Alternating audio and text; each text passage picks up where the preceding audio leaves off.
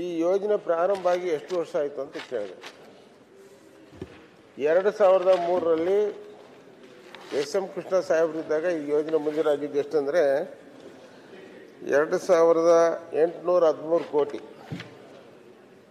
2813 ಕೋಟಿ. ಇಲ್ಲಿವರೆಗೂ ನೀವು ಎಷ್ಟು ಖರ್ಚು ಮಾಡಿದ್ದೀರಾ ನವೆಂಬರ್ವರೆಗೆ ಅಂದರೆ 10,185 ಕೋಟಿ ಖರ್ಚು ಮಾಡಿದ್ದೀವಿ ಅಂತ ಹೇಳಿದ್ದೀರ. ಈ ಯೋಜನೆ ಯಾವಾಗ ಮುಗಿಬೋದು ಅಂತ ಹೇಳಿದ್ರೆ 2028ಕ್ಕೆ ಮುಗೀತದೆ. ಇನ್ನೂ 12,000 ಕೋಟಿ ರೂಪಾಯಿ ಹತ್ರ ದುಡ್ಡು ಹಣ ಬೇಕು ಅಂತ ಕೇಳಿದ್ದೀರಿ. ಇದು ಒಂದು ಯೋಜನೆನ ಸನ್ಮಾನ್ಯ ನಿಜಲಿಂಗಪ್ಪನವ್ರ ಕಾಲದಿಂದ 1957ರಿಂದ ಈ ಪ್ರಾಜೆಕ್ಟನ್ನು ಮಾಡಬೇಕು ಈ ಬರಗಾಲದ ಪ್ರದೇಶಕ್ಕೆ ಅಂತೇಳಿ ಭಾಳಷ್ಟು ದೊಡ್ಡ ಹೋರಾಟಗಳನ್ನು ಮಾಡಿದ ಪರಿಣಾಮವಾಗಿ ಈ ಯೋಜನೆ ಬಂದಿರತಕ್ಕಂಥದ್ದು.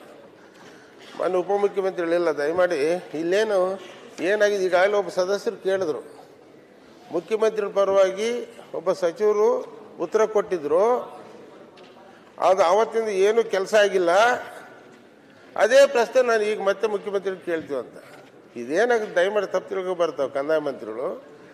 ಸನ್ಮಾನ್ಯ ಉಪಮುಖ್ಯಮಂತ್ರಿಗಳಿಗೆ ನಾವು ಯಾಕೆ ಈ ಪ್ರಶ್ನೆ ಕೇಳಿದ್ವಿ ಅಂದರೆ ಬರಗಾಲದ ಪ್ರದೇಶ, ನಮ್ಗೆ ಕುಡಿಯೋ ನೀರು ಸಿಗ್ತಾ ಇಲ್ಲ ಅಂತ ಕಷ್ಟದಲ್ಲಿದ್ದೀವಿ.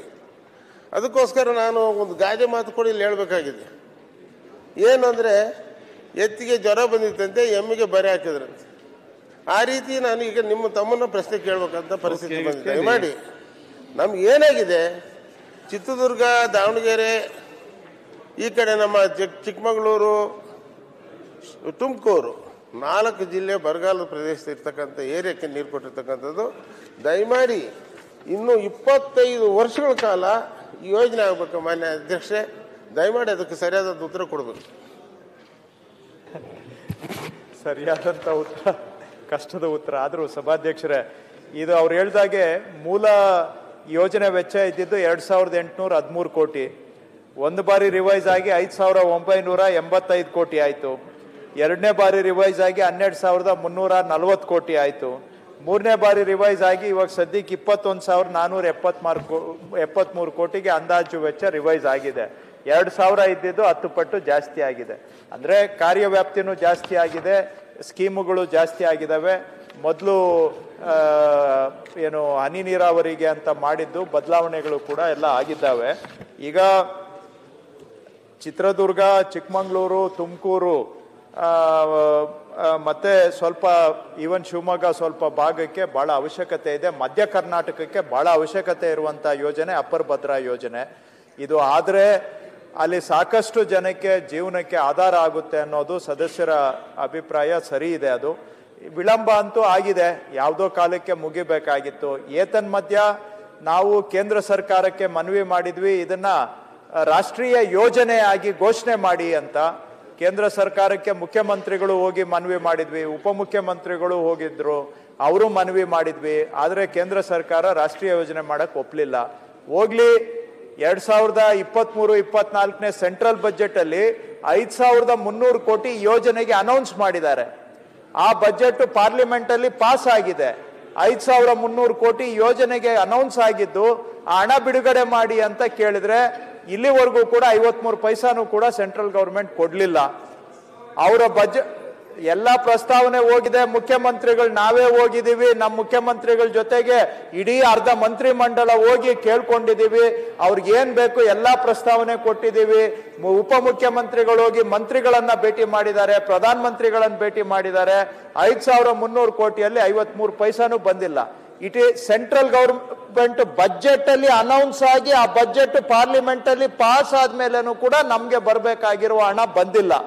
ಆದ್ರೆ ಇವತ್ತಿಗೂ ಕೂಡ ಅವರಿಗೆ ಕೇಳ್ತಾ ಇದ್ದೇವೆ, ದಯವಿಟ್ಟು ನಮ್ಮ ರಾಜ್ಯ, ಅದರಲ್ಲೂ ಮಧ್ಯ ಕರ್ನಾಟಕ ಭಾಗಕ್ಕೆ ಮಾನ್ಯ ಸದಸ್ಯರು ಹೇಳ್ದಂಗೆ ಕುಡಿಯೋ ನೀರಿಗೆ ಅಷ್ಟೋ ಇಷ್ಟೋ ಬದುಕೊಳ್ಳಕ್ಕೆ ಈ ಯೋಜನೆ ಬಹಳ ಅವಶ್ಯಕತೆ ಇದೆ, ಮುಗಿಸ್ಲೇಬೇಕು. ಇದನ್ನ ದಯವಿಟ್ಟು ನೀವು ಘೋಷಣೆ ನೀವು ನಮಗೆ ಕೊಡೋದನ್ನ ಕೊಡಿ ಅಂತ ಕೂಡ ಕೇಳ್ಕೊಂಡಿದ್ದೇವೆ. ಆದ್ರೆ ಇಲ್ಲಿವರೆಗೂ ನಾವು ಮಾನ್ಯ ಎಚ್ ಕೆ ಪಾಟೀಲ್ ಸಾಹೇಬ್ರು ಇಲ್ಲಿದ್ದಾರೆ, ಅವರು ಉಪಸ್ಥಿತರಿದ್ರು. ಎಲ್ಲ ಅವರು ನಮ್ಮ ಕರ್ನಾಟಕದ ಹೊಸದಾಗಿ ಗೆದ್ದಿರುವ ಎಲ್ಲ ಎಂಪಿಗಳಿಗೆ ಕೇಳಿದ್ದೇವೆ, ಕರ್ನಾಟಕದಿಂದ ಇರುವಂತ ಎಲ್ಲ ಮಂತ್ರಿಗಳಿಗೆ ಕೇಳಿದ್ದೇವೆ, ಪ್ರಧಾನ ಮಂತ್ರಿಗಳಿಗೆ ಕೇಳ್ಕೊಂಡಿದ್ದೇವೆ, ಹಣಕಾಸು ಸಚಿವರಿಗೆ ಕೇಳ್ಕೊಂಡಿದ್ದೇವೆ, ಎಲ್ಲಾರ್ಗೂ ಮನವಿ ಮಾಡಿದೀವಿ, ಅದು ಬರ್ಲಿಲ್ಲ. ಹಾಗಾಗಿ ವಿಳಂಬ ಆಗ್ತಾ ಇದೆ ನಿಜ. ಇನ್ನೂ ಸುಮಾರು 11,000 ಕೋಟಿ ರೂಪಾಯಿನಷ್ಟು ವೆಚ್ಚದಲ್ಲಿ ಕೆಲಸ ಆಗ್ಬೇಕಾಗಿದೆ, ಸ್ಪೀಡ್ ಅಪ್ ಮಾಡಿ ಅಂತ ಹೇಳ್ತಾ ಇದ್ದಾರೆ. ಖಂಡಿತ ಇದಕ್ಕೆ ಸರ್ಕಾರ ಪ್ರಯಾರಿಟಿ ಕೊಡುತ್ತೆ ಅನ್ನೋ ಮಾತನ್ನ ಅವ್ರಿಗೆ ಹೇಳಲಿಕ್ಕೆ ಬಯಸ್ತೇನೆ. ಆಯ್ತು ಚಂದ್ರಪ್ಪ ಅವರೇ, ದಯಮಾಡಿ ಒಂದು ಅವಕಾಶ ಕೊಡ್ಬೇಕು.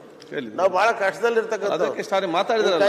ಅಲ್ಲ, ನಿಮ್ಮ ಪ್ರಶ್ನೆ ನೋಡುವಾಗ 4 ಜಿಲ್ಲೆ ಜನ ಪರಿಸ್ಥಿತಿ ನೋಡಬಾರ್ದು. ಅದಕ್ಕೆ ನಾನು ಕೇಳ್ತೀನಿ, ನೀವು ನಾನು ಒಂದೇ ಸಬ್ಮಿಷನ್, ನಿಮ್ಮ ಮಾತಾಡಬೇಡ ಅಂತ ನಿಲ್ಸಿ. ಅಲ್ಲ ಆಯ್ತು, ಗಡಿಬಿಡಿ ಮಾಡಬೇಡಿ.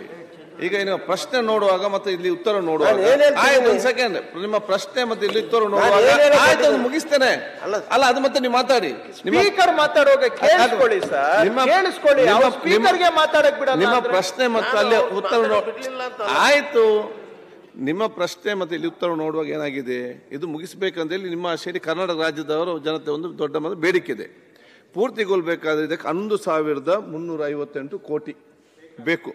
ಸದ್ಯಕ್ಕಿದು ಇಲ್ಲಿ ಆಗುವಂಥ ಲಕ್ಷಣಗಳು ಕಾಣುವುದಿಲ್ಲ. ಆಗಬೇಕಾದ್ರೆ ಇದು ಕೇಂದ್ರ ಸರ್ಕಾರ ಸಹಕಾರವಿಲ್ಲದೆ ಆಗಲಿಕ್ಕೆ ಸಾಧ್ಯನೇ ಇಲ್ಲ.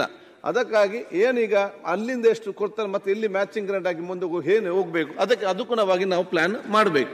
ಸರ್ ನಾನು ಅದನ್ನೆಲ್ಲ ಸರ್ ಕೇಳ್ತಿರೋದು, ಇವರು ನ್ಯಾಷನಲ್ ಪ್ರಾಜೆಕ್ಟ್ ಆಗುತ್ತಾ ಅಂತ ಮುಂಜೂರು ಮಾಡಿದ್ರು, ಕರ್ನಾಟಕ ಸರ್ಕಾರದಿಂದ ಮಾಡ್ಬೇಕಂತ ಮುಂಜೂರು ಮಾಡಿದ್ರು. ಇವತ್ತು ಇನ್ನೊಬ್ಬರ ಮೇಲೆ ಗೂಬೆ ಕೂಡಿಸ್ತಕ್ಕಂಥದ್ದಲ್ಲ. ಈಗ ನಾನು ವಿರೋಧ ಪಕ್ಷದಲ್ಲಿದ್ದೀನಿ, ಆ ಕಡೆ ಹೋಗಿ ಅವ್ರನ್ನ ರಿಕ್ವೆಸ್ಟ್ ಮಾಡಿದ್ರೆ ನನಗೆ ಹಣ ಕೊಡ್ತಾರೆ, ನಾನು ಇಲ್ದಿದ್ದೇ ಮಾತಾಡಿದ್ರೆ ಅದಂಗೆ ಹಣ ಕೊಡ್ತಾರೆ.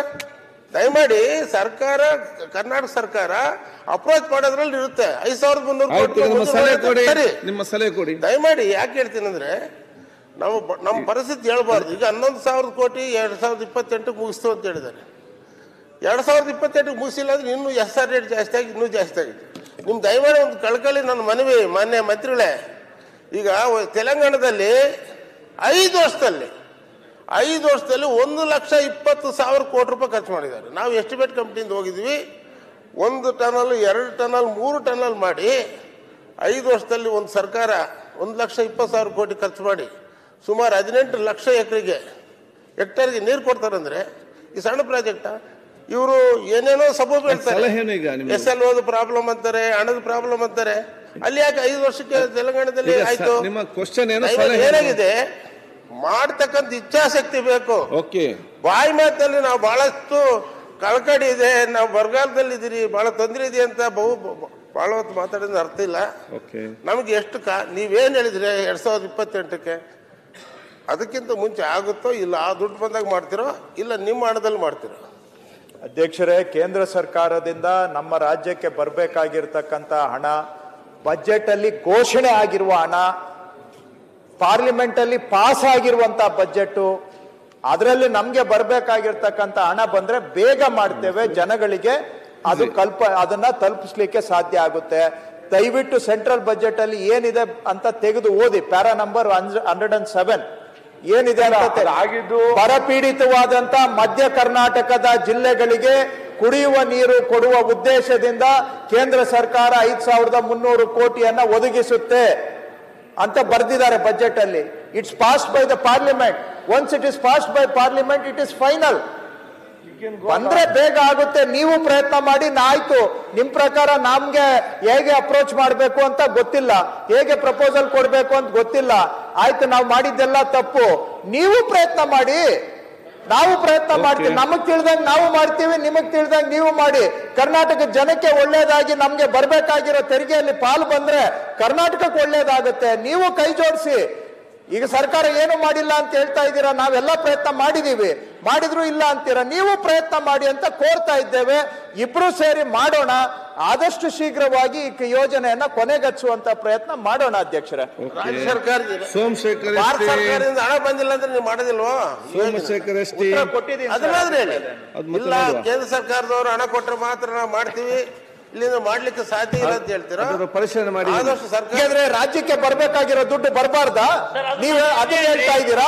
ನಾನು ಬರಬೇಕು ಬರಬಾರ್ದ? ಯಾಕೆ ಬರ್ಬೇಕಂದ್ರೆ ನೀವು ಕೇಂದ್ರ ಸರ್ಕಾರ ಕೇಳಿದ್ರೆ ಅವರೇ ನಮ್ಮನ್ನು ಕೇಳ್ಬಿಟ್ಟು ಟ್ಯಾಕ್ಸ್ ತಗೋತಾ ಇದ್ದಾರೆ. 4 ಲಕ್ಷ ಕೋಟಿ ನಮ್ ಟ್ಯಾಕ್ಸ್ ತಗೋತಾ ಇದ್ದಾರೆ. ನಮ್ ಟ್ಯಾಕ್ಸ್ ಬೇರೆ ರಾಜ್ಯಗಳಿಗೆ ಹೋಗ್ತಾ ಇದೆ. ನಮ್ಗೆ ಬರೋ ಪಾಲ್ ಕೊಡಿ ಅಂತ ನಾವು ಕೇಳ್ತಾ ಇದ್ದೇವೆ. ರಾಷ್ಟ್ರೀಯ ಯೋಜನೆ ಮಾಡ್ತೀವಿ 5,300 ಕೋಟಿ ಬರ್ಬೇಕಾಗಿರೋ ದುಡ್ಡು ರಾಜ್ಯಕ್ಕೆ ಬರ್ಬೇಕಾಗಿರೋ ದುಡ್ಡು ಕೇಳೋದು ತಪ್ಪ ಅಧ್ಯಕ್ಷರಾಗಾದ್ರೆ ಬೇರೆಯವರಿಗೆ ತೆರಿಗೆ ಕಟ್ಟೋದಕ್ಕ ನಾವಿರೋದು. ಅಧ್ಯಕ್ಷ ಒಂದು ಮಾತು ನಿಶ್ಚಳವಾಗಿ ಹೇಳಿ ಅದು ಪರಿಶೀಲನೆ ಮಾಡ್ತಾರೆ. ನ್ಯೂಸ್ ಫಸ್ಟ್ ನಿರ್ಭೀತಿಯಿಂದ ನಿಮ್ಮ ಪರವಾಗಿ.